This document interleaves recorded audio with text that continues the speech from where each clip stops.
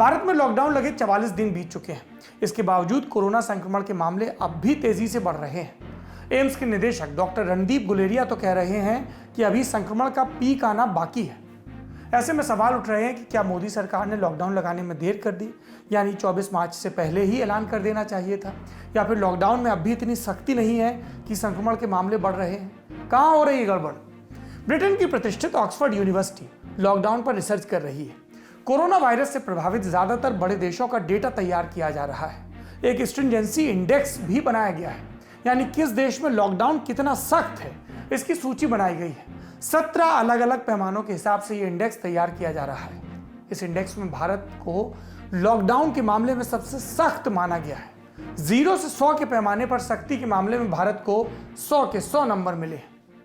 लेकिन इसका मतलब ये नहीं कि भारत का लॉकडाउन पूरी तरह से इफेक्टिव है। ये किसी तरह की मार्किंग नहीं है। इससे बस इतना पता चलता है कि भारत में नियम सबसे सख्त हैं। इसमें नियमों के पालन पर टिप्पणी नहीं है। एक बात और, ऑक्सफोर्ड के मुताबिक भारत दुनिया के उन चुनिंदा देशों में से है जहां सबसे पहले लॉकडाउन लगाया गया था।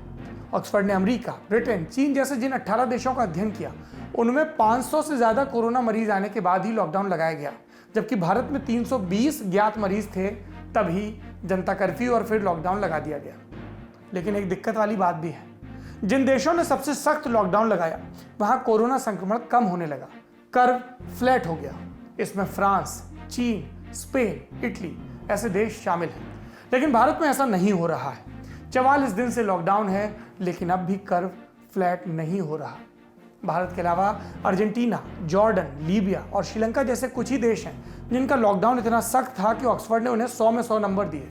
इन सभी देशों में भारत के मुकाबले कोरोना के मरीज कम हैं और भारत में इतनी सख्ती के बावजूद संक्रमण बढ़ रहा है। ये चिंता की बड़ी वजह है। अब एक पॉजिटिव खबर भी बता देते हैं, जो देश के उत्तरी पूर्वी हिस्से से आई है। असम के कामरूप जिले में एक नदी बहती है। नाम है जलजली नदी, जो आगे जाकर ब्रह्मपुत्र में मिल जाती है। छोटी नदी है, शायद आपने पहले नाम भी ना सुना हो। नदी का नाम इंटरनेट पर खोजेंगे तो या तो बाढ़ की खबर मिलेगी या नाव डूबने की। जुलाई 2016 में यहाँ 35 लोगों की जान भी चली गई थी नाव डूबने के चलते। ट्विटर और फेसबुक पर भी नदी के बारे में कुछ जानकारियां मिलेंगी। कैसी? फरियादें मिलेंगी। नदी पर पुल बनवाने की फरियादें, जो यहाँ के लोगों ने अपने मुख्यमंत्री से लेकर प्रधानमंत्री तक पहुंचाई। जिले के लोगों ने पहले अपने स्थानीय नेताओं से गुहार लगाई। सुनवाई नहीं हुई तो सोचा कि अब तो हुक्मरान ट्विटर पर लिखने वालों की सुनते हैं, तो वो तरीका भी आजमा लिया। ट्विटर पर प्रधानमंत्री जी को अपनी दिक्कत लिखी, लेकिन यहाँ पर भी नाउम्मीदी ही मिली। नदी के दोनों तरफ दर्जनों गांव हैं, पुल एक भी नहीं। बच्चों के स्कूल जाने से लेकर मरीजों को अस्पताल ले जाने तक नाव से ही नदी पार करनी पड़ती थी। कई बार नाव ज्यादा लोग सवार होने से डूब भी जाती थी। ऐसे में क्या हुआ, जब सरकार से उम्मीद खत्म हो गई तो लोगों ने खुद से ही उम्मीद लगाई और मिलकर पुल बनाने का बीड़ा उठाया। इंडिया टुडे की एक रिपोर्ट के मुताबिक 10 गांवों के 7000 लोगों ने मिलकर पुल बना लिया। 335 मीटर लंबा लकड़ी का पुल। इस पर 2018 में काम शुरू हुआ था। लॉकडाउन के दौरान काम पूरा हो गया और जानते हैं इस पर कितना खर्च आया? 1 करोड़ रुपए का खर्च। और ये खर्च गांव वालों ने आपस में इकट्ठा करके जुटाया। पुल बन गया। सोचिए, सरकारें ये पुल बनवाती तो क्या होता? एक मेगा प्रोजेक्ट बनता, सरकारी फाइलों में ये काम दर्ज होता, करोड़ों रुपए की योजना बताई जाती, पता नहीं किन के पेट में जाता, कैसा पुल बनता।